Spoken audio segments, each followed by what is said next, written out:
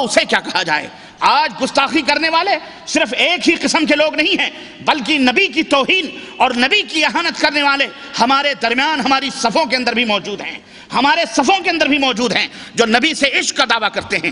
مسئلہ صرف یہ ہے کہ وہ گستاخی ایک قوم وہ ہے جو عداوت و نفرت کے آگ میں جھلس کر اور بغض و حسد اور کینے کے انگار اپنے سینوں میں جلا کر اپنے ہمارے نبی کی گستاخی اور توہین کرتے ہیں۔ ایک قوم وہ ہے جو نبی سے محبت کا دم بھر کے عشق اور عشق نبی کا دعویٰ کر کے ہمارے نبی کی گستاخی کرتے ہیں۔ ان میں دونوں شریک ہیں اور یہ دونوں گستاخ ہیں، اور دونوں کا بہت ہی بھیانک اور خطرناک انجام ہونے والا ہے انشاءاللہ تبارک تعالیٰ۔ یہ نہ سوچو کہ کوئی بے کلمہ اگر نبی کی گستاخی کرتا ہے وہی اللہ کے ہاں پکڑا جائے گا، نہیں نہیں، تم کلمہ پڑھ کر بھی اگر ہمارے نبی کی ادنا بھی توہین کرو گے، ادنا بھی گستاخی کرو گے، رب ذوالجلال کی قسم ہے دائرہ اسلام سے باہر کر دیے جاؤ گے، ایمان تمہارے سینوں سے نکل جائے گا۔ مسلمانوں، اپنے صفوں کے اندر بھی ڈھونڈو، اپنے سینوں کے اندر بھی تلاش کرو کہ کہیں نبی کی شان میں کوئی ادنا توہین تو نہیں ہو رہی۔ اگر کوئی یہ کہتا ہے کہ نبی ٹیررسٹ ہیں، نبی ارہابی ہیں، نبی دہشت گرد ہیں، اور نعوذ باللہ نبی شہوت پرست ہیں، یا نبی نعوذ باللہ پاگل اور مجنون تھے، وہ تو ہی ہیں گستاخ۔ لیکن گستاخ وہ بھی ہیں، نعوذ باللہ گستاخ وہ بھی ہیں جو نبی کو انسانیت کے دائرے سے خارج کرتے ہیں اور کہتے ہیں ہم نبی سے محبت کرنے والے لوگ، ہمارے نبی بشر نہیں، نعوذ باللہ ہمارے نبی انسان نہیں۔ میں کہتا ہوں اس سے بڑا کفر اور کیا ہوگا؟ آپ کو اگر آپ کے باپ کو، آپ کے ماں کو، آپ کے بیٹے کو، آپ کے بھائی کو یا آپ کے کسی بڑے کو کوئی یہ کہہ دے تو انسان نہیں ہے، آپ اس کا منہ نوچ لو گے؟ نوچو گے کہ نہیں نوچو گے کہ بدتمیز آدمی تو مجھے انسانیت سے خارج کر رہا ہے؟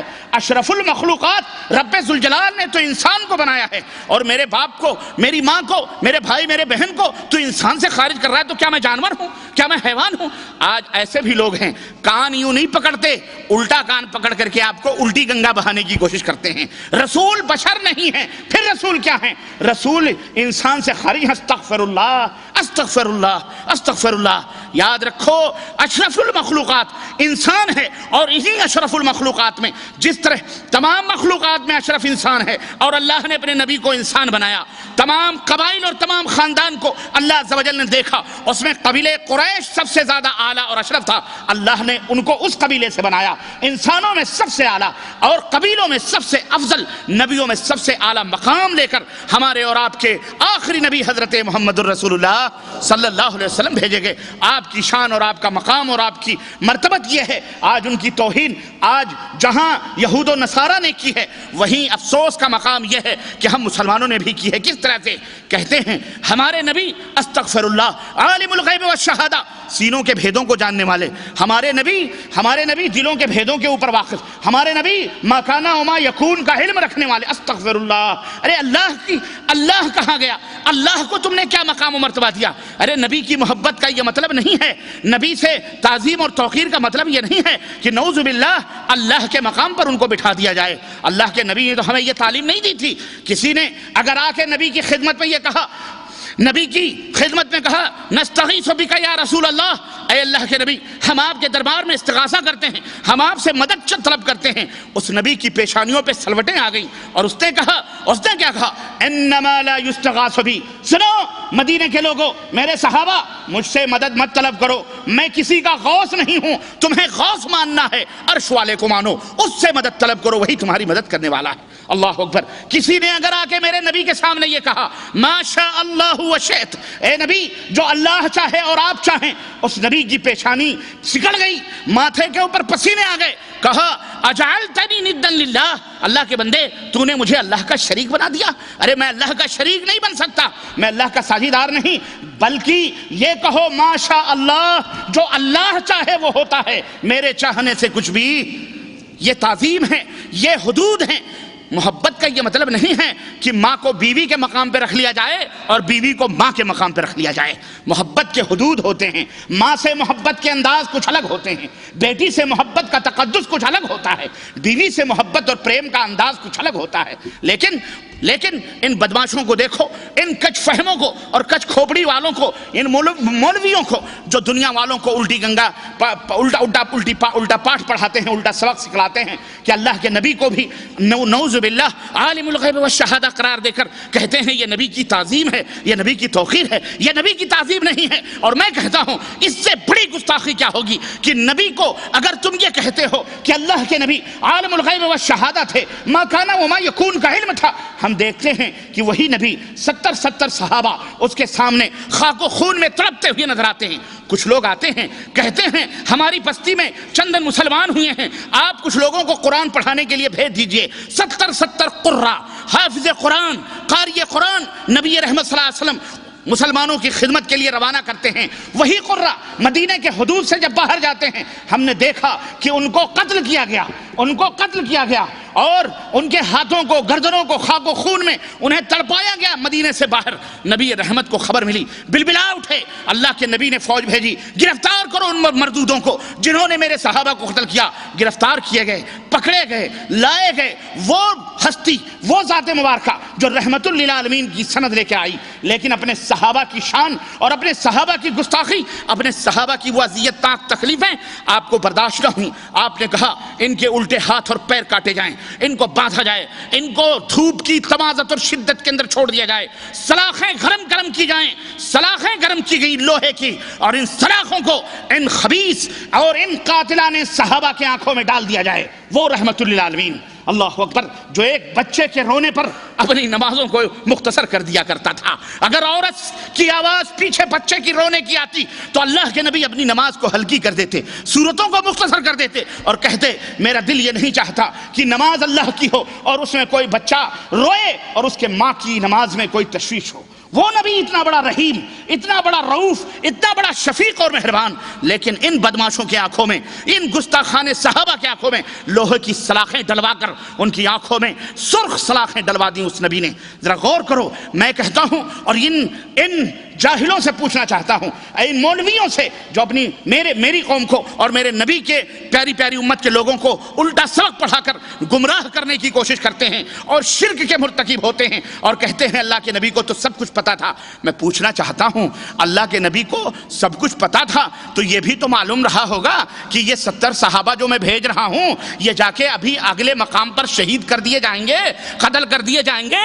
تیری گستاخی کہاں جا رہی ہے؟ نہ زمین میں سمانے والی نہ آسمان میں پوچھنا چاہتا ہوں کہ ان 70 صحابہ کو قتل کیا اللہ کے نبی جان بوجھ کر کے، جانتے تھے انہیں قتل کیا جائے گا اور آپ نے بھیج دیا؟ نعوذ باللہ، استغفر اللہ۔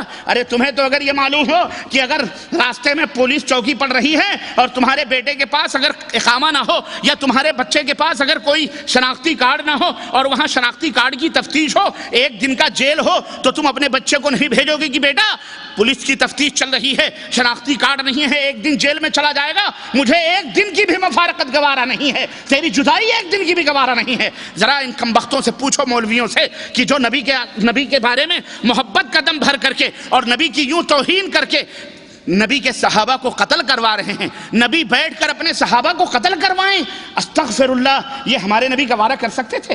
بولو، اگر نبی عالم الغیب تھے، اگر نبی سب کچھ جانتے تھے تو جان بوجھ کر یہ پورا نعوذ باللہ، کیا ہمارے نبی ڈرامہ باز تھے؟ استغفر اللہ، تم یہی کہنا چاہتے ہو نا؟ اور میں کہوں گستاخیوں کے یہ سلسلے اللہ کے نبی کے تعلق سے ہمارے اندرونی طور پر ہم دوسروں کا رونا کیا روئیں؟ ہمارے اپنے جب کہتے ہیں ہمارا گھر کا دیا جب کمزور ہو، ہمارے گھر کے اندر جب تاریکی ہو تو ہم دوسروں کے گھر میں دیے جلائے جائیں تو ہمیں لوگ کیا کہیں گے؟ یہ نہایت احمق ہے۔ ارے یہ عقیدے انہی یہود و نصارہ نے تمہیں دیے ہیں، یہ عقیدے امپورٹ ہوئے ہیں اور مسلمانوں کے اندر ڈالے گئے ہیں تاکہ مسلمان بدعقیدگی کا شکار ہوں، اللہ اور اس کے رسول کے درمیان تمیز ہی ختم کر دیں، تفریق ہی ختم کر دیں اور کہہ دیں کہ کوئی بات نہیں، اللہ بھی وہی ہے، نعوذ باللہ، وہی جو مستوی عرش تھا خدا بن کر ادھر پڑا ہے مدینے میں مصطفیٰ بن کر۔ استغفر اللہ، کہ مدینے میں ایک عرب کا بغیر عین کا ایک رب ہم نے دیکھا، نعوذ باللہ۔ اس طرح کی گستاخیاں، اور یہی نہیں بلکہ یاروں نے تو نبی کو جہاں تک مانا، للو پنچو جمن سبراتی سارے کے سارے غیبتاں ہو گئے، سارے کے سارے ملفوظات اعلیٰ حضرت اٹھائیے، امام احمد رضا خان بریلی میں پیدا ہونے والا یہ شخص، میں اس کے بارے میں کیا کہوں؟ اس کی تاریخ اور اس کے باپ داداؤں کا نام لوں تو آپ کو پتہ چلے گا یہ سارے شیعہ اور رافضیوں کے غلام تھے. سارے شیعوں، نقی علی، خلاں فلاں علی، فلانے علی، سارے یہی رافضی اور شیعوں کی پیداوار. میں کہتا ہوں انہوں نے اپنی کتاب ملفوظات اعلی حضرت میں لکھا، نعوذ باللہ کہ احمد سجل ماسی کے 2 بیویاں تھیں. کس کی؟ احمد سجل ماسی کے 2 بیویاں تھیں، اور یہ بہت بڑے ولی تھے، بہت بڑے ولایت کے مقام پہ فائز تھے. اور وہ دونوں بیویاں تھیں، یہ کسی بازار میں ایک دفعہ احمد سجل ماسی کے 2 بیویاں تھیں. ایک دفعہ ان کے پیر و مرشد شیخ عبدالعزیز دباغ، اور یہ شیخ عبدالعزیز دباغ استغفر اللہ، ہمارے دونوں گروپ کے لوگوں نے، بی گروپ والوں نے بھی اور ڈی گروپ والوں نے بھی، زکریا صاحب نے بھی فضائل اعمال میں عبدالعزیز دباغ کا واقعہ بیان کیا. یہ سب سے بڑے محدث تھے، اتنے بڑے محدث تھے کہ دونوں آنکھیں نابینا تھیں. اس کے باوجود بھی جب کوئی ان سے پوچھتا کہ حضور یہ حدیث کے بارے میں آپ بتائیں کہ یہ صحیح ہے، ضعیف ہے، غلط ہے، یہ حدیث ہے کہ نہیں، تو آپ بتا دیا کرتے تھے کہ یہ نبی کی حدیث ہے یا نبی کی حدیث نہیں ہے. اتنے بڑے ولی اللہ تھے یہ. ہاں، یہ ڈی گروپ والوں نے، اور بی گروپ والوں کی تو خیر بات ہی الگ ہے. یہ تو ہر جگہ، ہر جناب علی جہاں بھی دیکھو، لالو شاہ، کتے شاہ، توتے شاہ، فلانے شاہ، ڈھکانے شاہ، سب چل رہے ہیں. یہ تمام موجود ہیں. ملفوظات اعلی حضرت اٹھاؤ، اس کے اندر باقاعدہ احمد رضا خان صاحب نے لکھا ہے احمد سجل ماسی کی 2 بیویاں. ایک دفعہ عبدالعزیز محدث کبیر دباغ نے ان سے پوچھا کہ اے احمد یہ بتلاؤ کہ کل رات کو سنو ذرا غور سے، رات کو اپنی ایک بیوی کو چھوڑ کر دوسری بیوی کے پاس تم سو رہے تھے اور اس سے ہم بستری کر رہے تھے، ایسا کیوں کر رہے تھے؟ کہا حضور وہ سو رہی تھی، 2 بیویاں تھی، ایک سو رہی تھی دوسرے کے پاس، میں سو رہا تھا اسی کمرے میں، ایک ہی کمرے میں. کہا کہ وہ سوتی نہ تھی، وہ سوتے میں جان ڈالی تھی، یعنی یوں ہی جھوٹی آنکھ بند کر کے لیٹی تھی. حضرت عبدالعزیز دباغ. کہا حضور رات کی اتنی تاریکیوں میں، رات کے اتنے 12-2:30 بجے تقریباً یہ کاریکرم ہوتے ہوں گے لوگوں کے، آپ کو کیسے معلوم ہوا کہ میری ایک بیوی اسی کمرے میں تھی جو سوتی نہ تھی، سوتے میں جان ڈالی تھی؟ آپ کو کیسے معلوم؟ یہ ظاہر ہے ایسے ماحول میں تو کمرہ بند ہوتا ہے، لاک ہوتا ہے دروازہ، رات چراغ بتی بھی گل ہو جاتے ہوں گے یا چلو جلتے ہوں گے، الگ مسئلہ ہے وہ، لیکن آپ کو کیسے معلوم ہوا؟ کہا احمد یہ بتلاؤ وہاں کوئی اور بھی چارپائی خالی تھی؟ کہا ہاں حضور ایک چارپائی پڑی تھی. کہا اسی پر میں بیٹھا تھا. یہ محدث وقت، یہ اپنے دور کا محدث جس کو خطاب ملا ہے کہ نبی کی حدیث کو اندھا، نبی کی حدیث کو بتا دیتا تھا کہ یہ ضعیف ہے، یہ صحیح ہے، یہ کیا ہے، جبکہ ان پڑھ تھے یہ. ہاں یہ بھی میں نقطہ بھول گیا، ان پڑھ تھے. ان پڑھ جانتے ہو، ایک اچھر کا نہ جاننے والا، الف کلام لٹھا لام کا، الف لام کچھ بھی نہیں پتا اس کو، لیکن ان کو اتنا بڑا علم تھا. اب آپ سوچئے اپنے وقت کا یہ محدث رات کے اتنی رات کو اپنے مرید کے کمرے میں کیا کر رہا تھا؟ یہ اسے پوچھا جائے، اور احمد رضا خان صاحب سے پوچھا جائے کہ ایسا شخص جو محدث ہو، نبی کی حدیث کا جاننے والا، جس نبی نے یہ تعلیم دی ہو کہ لوگوں اگر تمہارے گھروں میں کوئی آدمی کسی کھڑکی سے جھانکے اور میری امت کا کوئی آدمی صاحب خانہ اس کی آنکھوں کو پھوڑ دے، اس کے اوپر کوئی دیت نہیں، معاف ہے اس کی دیت. بتاؤ یہ محدث رات کو گھر میں کیا کر رہا تھا؟ تاک جھانک کر رہا تھا. اور اس سے امام صاحب احمد رضا خان بریلی صاحب نے فرمایا ہے کہ اس سے پتہ لگتا ہے، اس سے یہ عقیدہ ظاہر ہوتا ہے کہ پیر کبھی بھی مرید سے جدا نہیں ہوتا. ہم نے کہا حضرت اتنی جدائی تو پھر بھی ہے کہ مرید ایک چارپائی پہ ہے، پیر الگ چارپائی پہ ہے. ارے اتنی جدائی بھی کیوں؟ اسی رضائی میں گھسیڑ دیتے اس کو، کیا فرق پڑتا؟ ہاں اتنے فاصلے بھی کیوں رہیں؟ اتحاد کامل ہونا چاہیے. فنا فی الشیخ ہو جاؤ، فنا فی الشیخ ہو جاؤ. من تو شدم تو من شدی، من جان شدم تو تن شدی. طاقت نہ گوئے دیگرے من دیگرم تو دیگری. تم من تورا حاجی بگویم تو مورا حاجی بگو. ارے تو بھی اس کا شوہر، پیر کو بھی ڈھکے لیتے اندر، اتنی دور سے بیٹھ کے نظارے کر رہا تھا یہ اس کا پیر. یہ ہنسنے کی بات نہیں ہے. یہ کون ہے؟ تقریباً 60 سے لے کر 65% ہندوستان کی دھرتی پر، پاکستان کی دھرتی پر، بنگلہ دیش کی دھرتی پر اور دنیا کے گوشے میں جہاں کہیں بھی اس ٹائپ کے لوگ موجود ہیں، ہمیں تمہیں اذیتیں پہنچاتے ہیں۔ کس طرح سے؟ یہ وہابی ہیں، یہ نیاز نہیں کرتے، یہ گستاخ رسول ہیں، یہ غدار مصطفیٰ ہیں۔ ان کے مولوی اسٹیجوں سے چیختے ہیں، بولو چیختے کہ نہیں چیختے؟ ہمیں بھی ذرا آؤ، ہم سے سنو، ہماری بھی سنو۔ صرف ان کی سن کر کے فیصلے کرتے ہو؟ ارے میاں تم گستاخی کی بات کرتے ہو، ہم نبی کے تلوے میں ادنا سا کانٹا بھی چبھونا کفر سمجھتے ہیں۔ نبی کی تعظیم ہم سے پوچھو، ہم نے نبی کی تعظیم کی، ہم نے اپنے نبی کو اپنے آنکھوں میں بسایا، اپنے نبی کی سنتوں کا جھومر اپنی پیشانیوں کو بنایا، تو ہم نے نبی کے مقابلے میں کوئی بستی، مدینے کے مقابلے میں کوئی بستی بھی ہمیں نظر نہ آئی۔ مدینے سے افضل کوئی بستی نہیں، اور مدینے والے سے بہتر کوئی امام بھی ہمیں نظر۔ ہم نے امام مانا، مدینے والے کو مانا، تم نے کس کو امام مانا؟ کوفہ بصرہ، اور وہاں سے چھٹے تو ہندوستان کی دھرتی پر نہ جانے کس کس کو امام در امام۔